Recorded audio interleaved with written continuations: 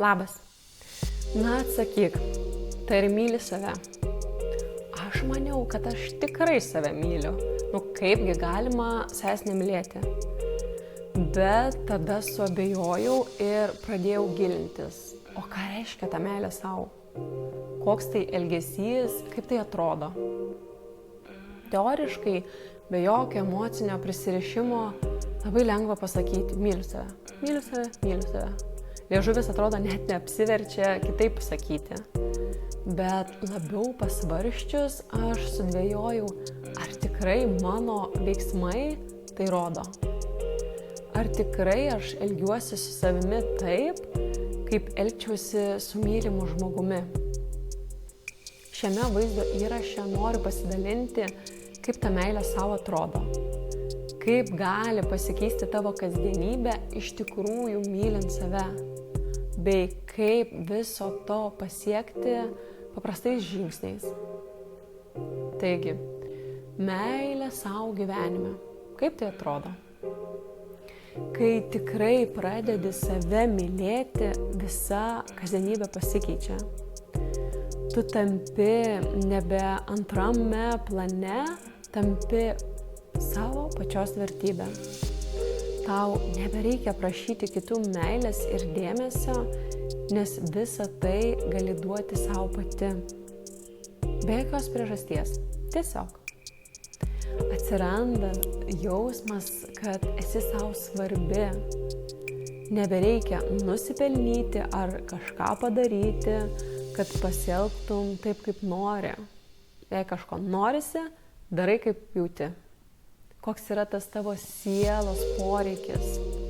Susitaupo tikrai daug laiko, nes nebelieka vidinių konfliktų. Ar aš to verta? Ar aš galiu savo tai leisti? Kai pradedi save mylėti ir gerbti, kiti taip pat tai pastebi, pradeda labiau tave gerbti, vertinti tave ir tavo laiką. Pasidaro drąsu pasakyti ne kitiems, kai negali ar nenori, nes nuo to netapsi blogesnė. Atvirkščiai, pasirūpinsi savimi.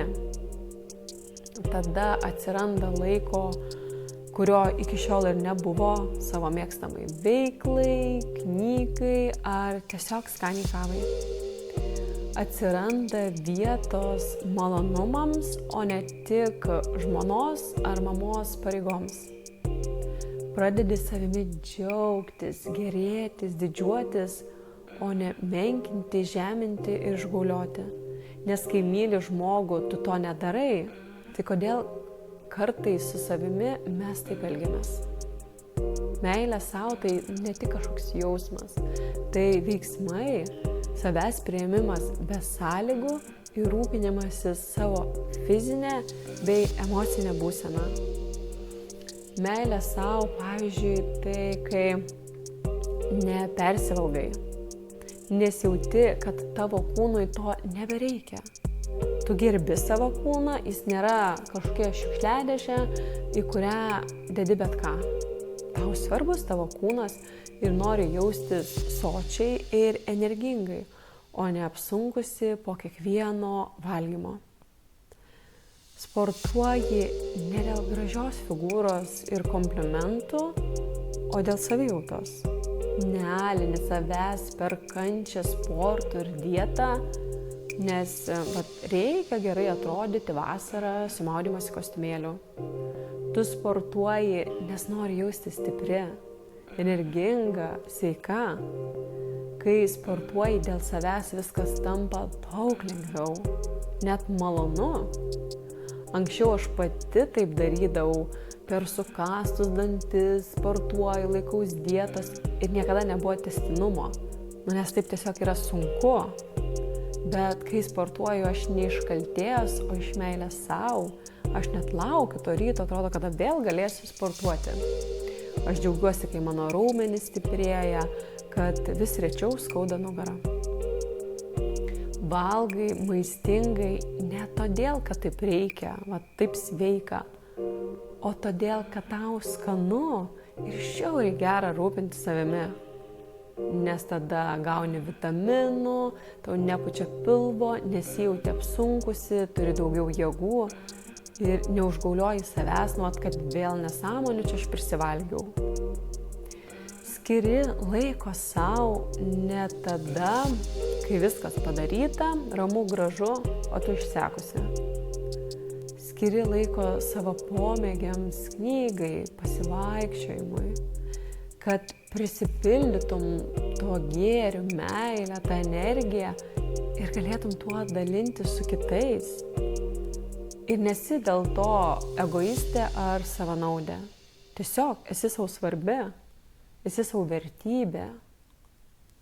Sau leidi malonumus be kaltės jausmo. Nori kavos su skanėstu? Prašom. Leidi savo viską be jokios graužaties. Kai jauti tam poreikį. Šitoj vietoj tik svarbu atskirti, bet kas yra tas aš noriu ir kas yra tas vidaus poreikis, kad nemaišytum ir nesupainiotum. Tai pateiksiu porą pavyzdžių.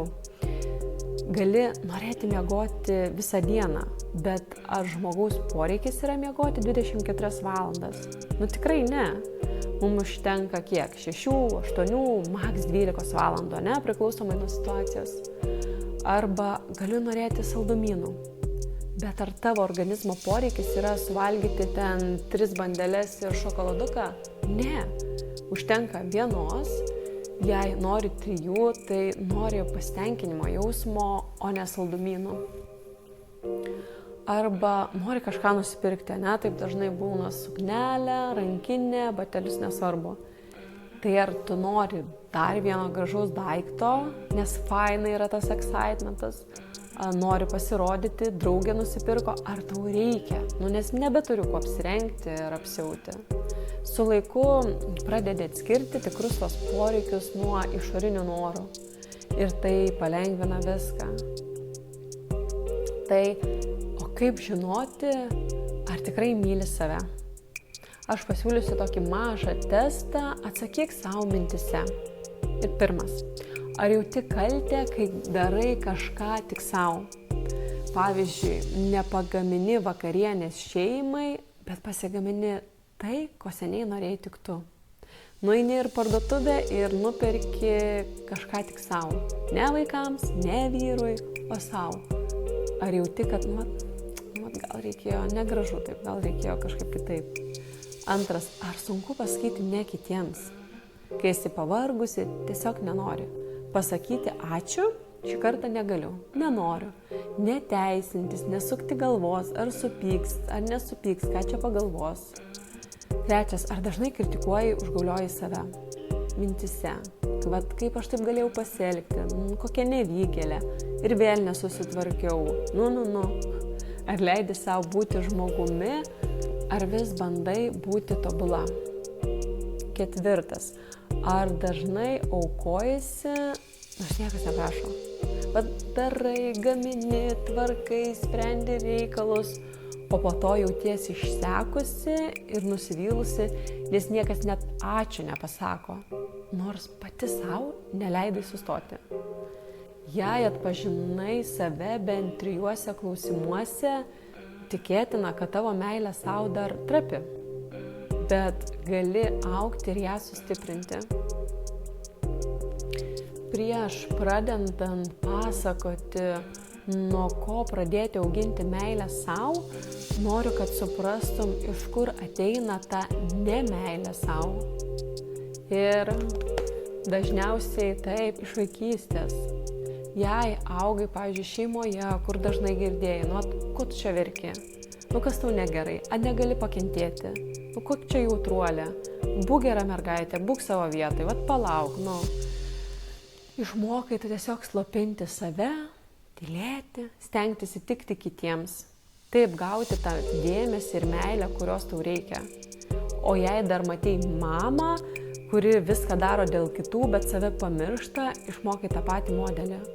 Pirma visi kiti, tada tu. Bet gera žinia, šitą modelį galima pakeisti. Taigi, nuo ko pradėti auginti meilę savo? Pirmas dalykas, pradėk savo kartoti, myliu tave. Bet ne šiaip savo nepajausdama, kaip sakiau, myliu, bet lėtai, nuoširdžiai, taip sąmoningai, visa savo esybė. Pirmą kartą gali būti keista, graudu, nejauku, bet su laiku tai pasikeis ir nepaisant to nesustok to kartoti. Antras dalykas, stebėk, kaip su savimi kalbi. Kai pagaunu save, galvojančią, kaip aš taip galėjau ir vėl, kokia nevykėlė, kokia čia nesąmonė padarau, aš save sustabdau ir ramiai savo mintise sakau, viskas gerai. Viskas gerai, kad nepavyko, viskas gerai, kad nemoku, viskas okei. Leisk ir tu savo nemokėti, nespėti, nepadaryti kažko be jokio neigiamo vertinimo. Trečias dalykas, mažiau užgauliok, daugiau girk. Įtrauk į kasdienybę kuo daugiau gražių žodžių savo. Pasidžiauk viskuo, ką darai. Tai tikrai nėra savaime suprantama, kaip mes galvojam. Girk save ir už išvirtą sriubą, atlaikytą dieną, sutvarkytus namus, susitvardymą, už kantrybę ar švelnumą vaikui. Kuo daugiau gerų žodžių, tuo mažiau vietos savigraužai. Ketvirtas dalykas, sakyk ne, kai jauti tam poreikį. Kai nebeturi jėgų, nebandyk tempti kaip tas darbinis arklys. Tiesiog pasakyk, šiuo metu negaliu, nenoriu, esu pavargusi. Nesiaiškink, nevyniok, tu gali sakyti ne ir tau nebūtina teisintis. Įsiklausyk į savo vidų. Penktas dalykas. Ir klausk savęs, ko man iš tikrųjų reikia. Kai nori valgyti, ar tikrai alkana aš? O gal nuobodu, liūdna ir norisi greito pasitenkinimo. Bandyk sustoti, kada tau reikia ir pailsėti. Net jei voneta neišblizginta. Eik anksčiau miegoti, jei jauti, kad šiąnakt neišsimiegojau. Kuo daugiau savęs klausi, ko aš noriu, ko aš iš tikrųjų, ko man reikia, tuo daugiau atsakymų ateina. Pradedi atskirti tuos tikrus poreikius nuo išorinių. Neapsikrauni ir gyvenimas tampa tikrai paprastesnis. Meilė savo taipogi keičia santykius. Kai mama pavargusi ir irzli, tai vaikai tikrai iškart pajaučia ir visa diena griūna. Bet kai mama pailsėjusi, rami, laiminga, viskas būna visai kitaip. Vaikai šypsosi, mama šypsosi ir vyras kažkaip stebuklingai daugiau padeda, nes mama viduje rami, linksma, viskas gerai. Kai myli save, nebereikia teisintis, nebereikia niekam nieko aiškinti, rodinėti. Tu tiesiog žinai, kad esi verta. Nebereikia ginčytis dėl smulkmenų ar įrodinėti savo vertės, nes jie nebekyla iš kitų, tau nereikia kitų patvirtinimo, o jie gyvena tavo viduje. Meilė savo leidžia būti švelnesnė tiek su savim, tiek su kitais. Kai nebereikia įtikti, gali būti savimi. Santykiai tampa tikresni su vaikais, su partneriu, su draugėmis, atsiranda daugiau nuoširdumo, kantrybės, mažiau tų lūkesčių ir nusivylimų. Tai tiek šiandien. Labai tikiuosi, kad bent vienas sakinys ar pavyzdys tave palietė, kad kažką pasiimsi ir išbandysi. Svarbiausia, pradėk nuo mažų dalykų. Nuo to, kaip kalbi su savimi. Nuo ne, kai nenori ir nuo taip, kai nori kažko tik savo. Tu esi verta meilės, visi yra verti meilės. Ir kai tai pajusi, viskas keisis. Iki kito karto. Ate.